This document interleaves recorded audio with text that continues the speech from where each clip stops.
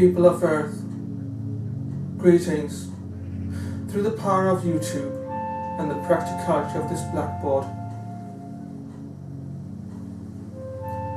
I will now try my best to explain to you why our honeybees are dying and what we as the human race can do to stop this from happening.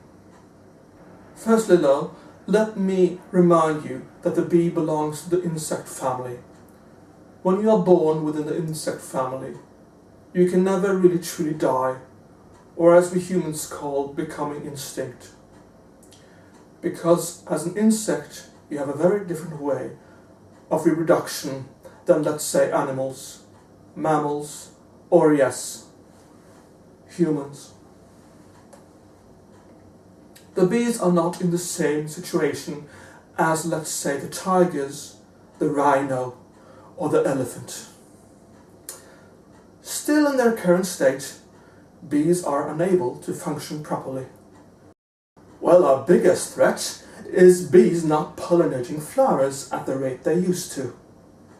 Without bees, we will not have beans, tomatoes, onions and carrots, and hundreds of other vegetables I do not care to mention here.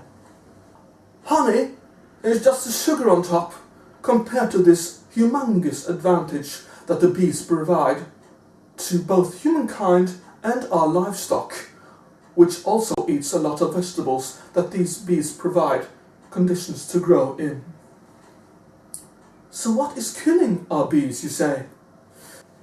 This technology has existed and been dreamed about for some time, but wasn't really built around the world on a massive scale before 2006. And if you zip back in time, you can Google if you want. Our bee trouble started which year? Oh yes, 2006. We humans can communicate in various sort of ways. We can communicate through speech, as I am now, through body language, or through touch. Bees really only have one way of communication, and that is achieved by the way of telepathy through antennas on their heads. There are 2 of these antennas in total on each bee, and not only do they communicate and receive orders through these antennas, but are also their main tool for navigation. This is what a bee would hear through his or her antenna in 2005. This is Spring 2005 calling HQ. I've collected enough nectar and done my pollination run for the day. Over. This is your hive queen. That sounds amazing. Come home and you can buzz me over. This is Spring 2005. Let's do it like it was 1995, okay? Oh, I can't wait.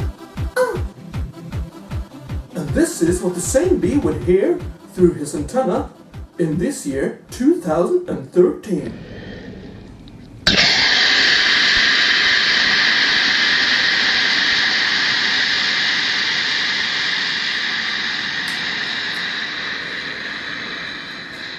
Unable to communicate anything with this noise going on and the navigation system in shambles, the bee is literally in hell, both physically and mentally. So what has caused the hive queen to STFU, and what is that dreadful static? To find out, we have to go back to 2006 and the emergence of this new technology, which to us would make our lives easier. And this is where I came across my discovery by mere accident, which I laughed at first. Oh yes, I laughed. But by further research discovered the horrible truth. The Indian researchers weren't far off. No, my colleagues were pretty close actually. Because they pointed to mobile phones as the main problem for bees. But mobile phones have been around for quite some time. Oh yes, the bees' antennas have behave almost identical to Wi-Fi equipment. And it is then I discovered it. Wi-Fi connectivity is killing our bees. The Wi-Fi frequency, if I may call it that, is identical to the same frequency the bees use for their communication. It started out with modems with these antennas in our homes. No big deal, right? Today, Wi-Fi connectivity is everywhere. And the main benefit of this are our smartphones, which we now use to great advantage to us, but a great disadvantage to the bees, because all they hear is static. Imagine all you heard was noise all day. I would certainly kill myself. Wouldn't you? How long would you last? A week? A day? An hour perhaps? Not being able to communicate anymore with the world you have come to love and interact with? So what can be done to make bees thrive again? Well, I hate to tell you this, people of Earth, with your Samsung and Apple phones. Until we find a new frequency for our Wi-Fi networks, we have to turn off one of our greatest achievements of this new century. Oh yes. Yes, Wi-Fi connectivity will have to go. Will it be bad? Oh yes. Our phones won't be smart anymore. Will we lose the internet? No way, don't be silly. We still have Ethernet capability through our power of the great cat network cable, which we can buy in different colors to suit our moods or needs. So internet will continue and the power of YouTube will thrive, as I'm happy to say is thriving still today. And thanks to YouTube, my friends, and a smart looking bloke, some bees might thank yours truly as well.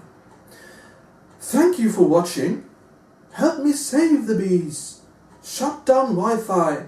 Start using these. And use your phones for what they were meant to be used for. Stress less and log on when you get home. Thank you very much, and may the network cable and the bee be with you.